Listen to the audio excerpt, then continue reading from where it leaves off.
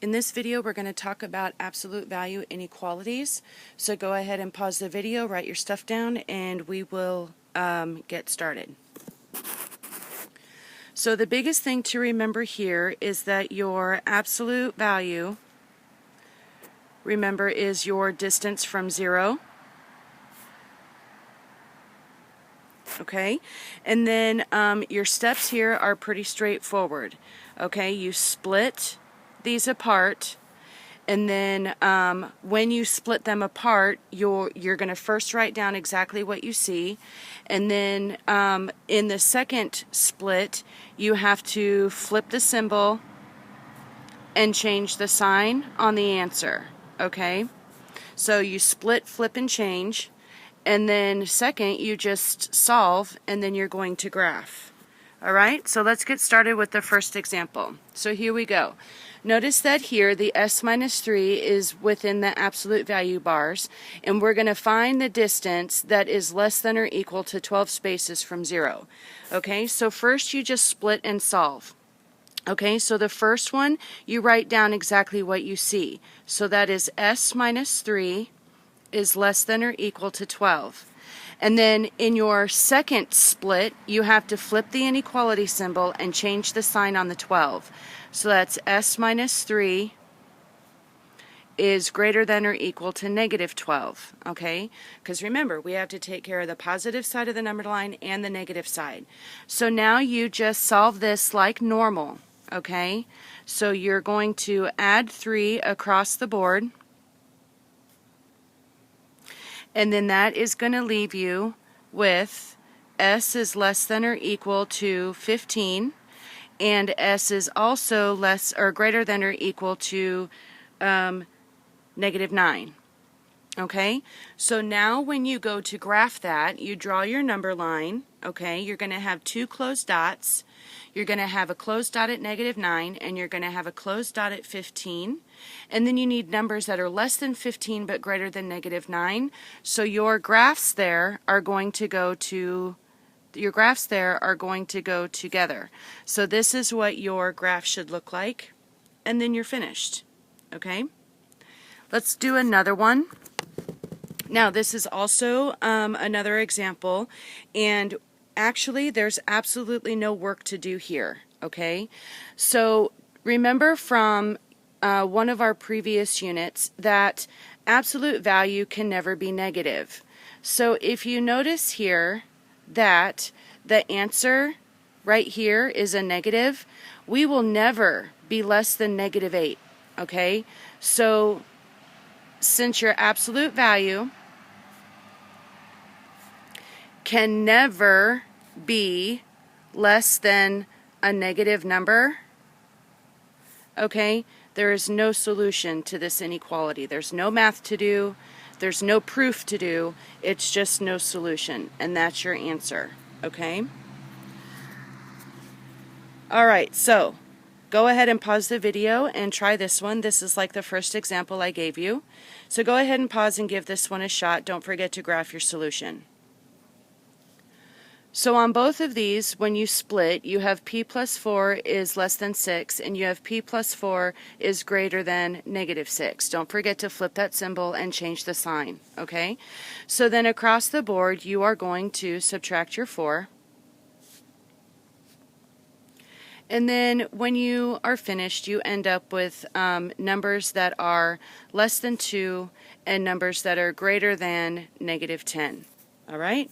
So then when you go to graph, you throw down your number line. And so let's go like negative 10, negative 8.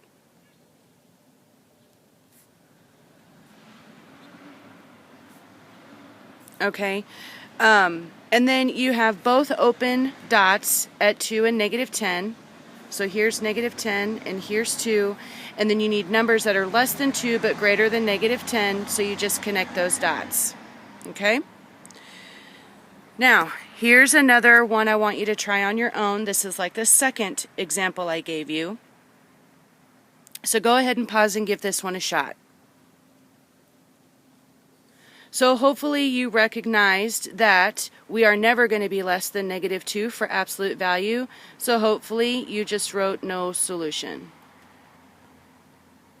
All right? Okay, so let's move on to one that's a little bit more complicated. Basically, you do the same way. You split it, and on your second split, flip your symbol and change your sign. So go ahead and pause and do that part.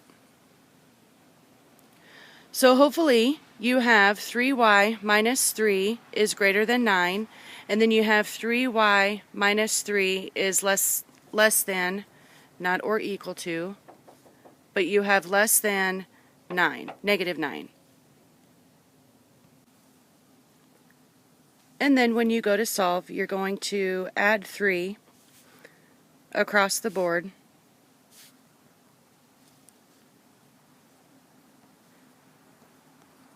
Okay, so that's going to leave you with 3y is greater than 12 and 3y is less than -6. And then you're going to go through and divide by 3.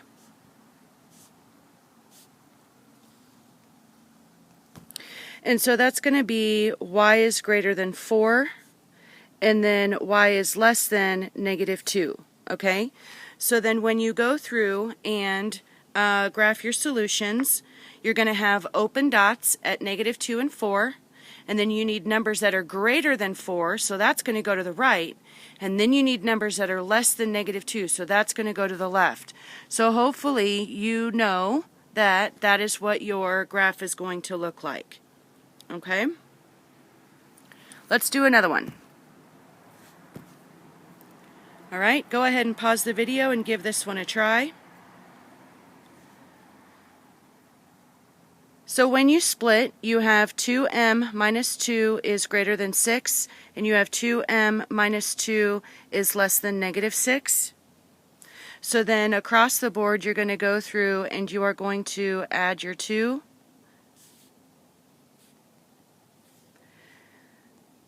And then that is going to leave you with 2m is greater than 8 and 2m is less than -4. And then you go through and you divide everything by 2. So then m is going to be greater than 4 and m is going to be less than -2. Okay? So then when you go through and I didn't mean for those values to end up the same. I really didn't.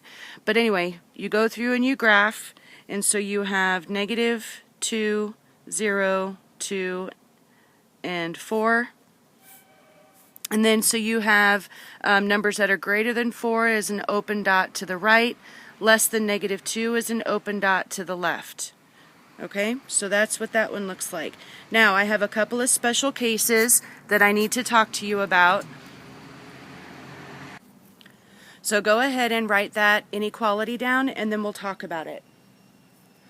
Okay, so on this inequality, remember when we were talking about the other examples where we had a negative answer right here? Okay, if you have a less than or a less than or equal to a negative number, these are no solutions. Okay, right? Remember?